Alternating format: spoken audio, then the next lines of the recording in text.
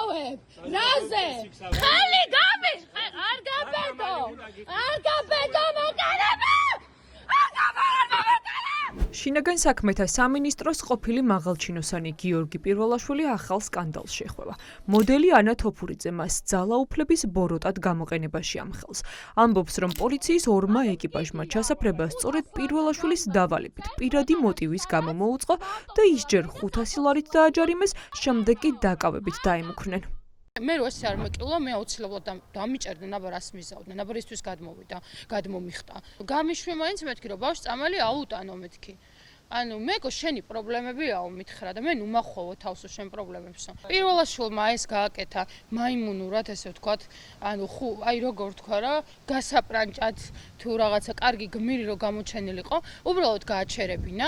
მე მოვიდო და აი დაჯარიმების პროცესში ეტყოდა რომ ჩემი მეგობარია გაუშვით და ალბათ აი როგორ ვთქვა, იკაცა ვიცნობ ბავშვობიდან.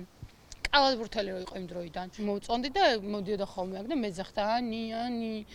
ახალგაზრდა ქალი პირველებთან ინტერვიუში დეტალურად ყვება, როგორ გააჩერა მისი თქმით უსაფუძვლოდ საპატრულო ეკიპაჟმა და როგორ გამოჩნდა შემდეგ ადგილზე გიორგი პირველაშვილიც, რომელიც წინასწარ ფლობდა ინფორმაციას მისი გაჩერებისა და დაჯარიმების შესახებ.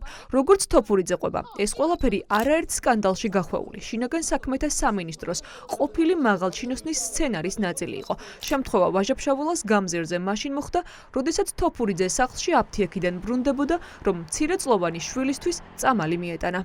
პირველაშვილმა წინასწარ მითხრა, რომ ესენი აი ამ რაღაცა უქმს აპირებდნენ, რომ შეეფუთათ როგორც სიტყვერი შეურაცხყოფა და პოლიციის დაუმორჩილებლობა, თქონდა წვდომა ჩემს პოლჯიზე, თვითონ მითხრა, რომ შენ რომ გაკავებდნენ, რომ ჩააგდეს ჩაჩიო, მითხრეს და რა თუ პოლიციელი აღარ არის, ანუ რატომ აქვს ჩემ პირად ინფორმაციებზე წვდომა, ესეც გაუგებარი და დასადგენია და აუცილებლად გამოსაძიებელი, რატომ უთანხმებდა პირველაშვილ გიორგის ჩემს დაკავებას პატრული და რატომ მოხდა ჩემი შუშებ-ჩამოწაულზე გაჩერება პირველაშვილის გადაცემის საფუძველზე. პირველაშვილს ჰქონდა ინფორმაცია, რომ საათზე რაზარი განვახორციელა მე 112-ში, ასევე 126-ში და შემდეგ მეუბნება, რომ აიო შენო 112-ში რო არ დაგერეკაო, 126-ში რო არ დაგერეკაო, მეო არც მაგ 500 ლარიანს დავაწერინებდიო. მოდელი ანა თოფურიძე ამბობს, რომ ადგილზე მისული პირველაშვილი თავადაც დაბურული Toyota Camry-ის მარკის ავტომობილითა და იარაღით იმყოფებოდა. ეს მაშინ, როდესაც შინაგან საქმეთა სამინისტროში პირველებსაც გვიდასტურებენ, რომ პირველაშვილი მათი მოქმედი თანამშრომელი აღარ არის. მაშინ ჩნდება კითხვა, რატომ გადაადგილდება თავად იმ დარღვევით, რის საფუძველზეც თოფურიძეს 500 ლარიანი ჯარიმა დაუწერეს, ან რატომ აქვს მოქალაქეების პირად მონაცემებზე ამ დრომდე წვდომა. გამოიყენა რა თქმა უნდა ბოროტად თავისი გავლენები და თავისი კონტაქტები, თუ განთავისუფლებულია პირველაშვილი აღარ არის პოლიციის თანამშრომელი, მაშინ იგივე ჯარიმა რატო არ დაუწერეს, დაბურული ქემრეთ იყო მოსული და იარაღით, იგივე მუხლით მე ლამის კაპეზეზე წამიყვანა პატრულმა. სავარაუდოდ მწვანე აქვთ ეგეთ სიტუაციაში და ბოლომდე გადამიარეს. ნარკოდილერების მფარველობაში მხილებული პოლიციელის გიორგი პირველაშვილის სახელი ბევრ საქმეში ფიგურირებს. ის არაერთხელ გამოიყენა ქართული ოცნების ხელისუფლებამ პოლიტიკური ოპონენტებისა და თავისუფალი მოქალაქეების წინააღმდეგ.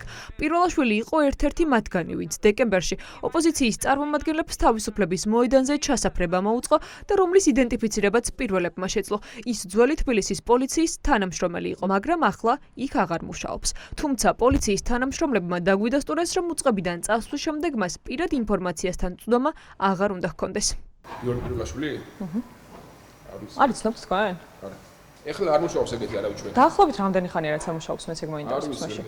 რა გავლენებიც არ გებობს მაშინ ეს კაცი? ვერ გიპასუხებთ. თუ ადამიანი მიდის მაშინ განყოფილებიდან ერთსაც კითხავს და არ არის შინაგან საქმეთა სამინისტროს თანამშრომელი, აი ადამიანების რიგითი მოქალაქეების პირად ინფორმაციაზე თუ აქვს წვდომა. აი მაგალითად ახლა პირობითად თქვენ რომ დატოვოთ თანამდებობა და გექნებათ თუ არა ისევ წვდომა პირად ინფორმაციაზე, აი რაც მე მეხება არ მაგალითად რიგით მოქალაქეზე. მე არ მეხნებ არავის თუ ამუშაობ არ მეხნებ. სკანდალურ პოლიციელთან დაკავშირებას და დეტალების გადამოწმებას მთელი დღეა ვცდილობთ. თუმცა ის ჩვენს სატელეფონო ზარებს არ პასუხობს.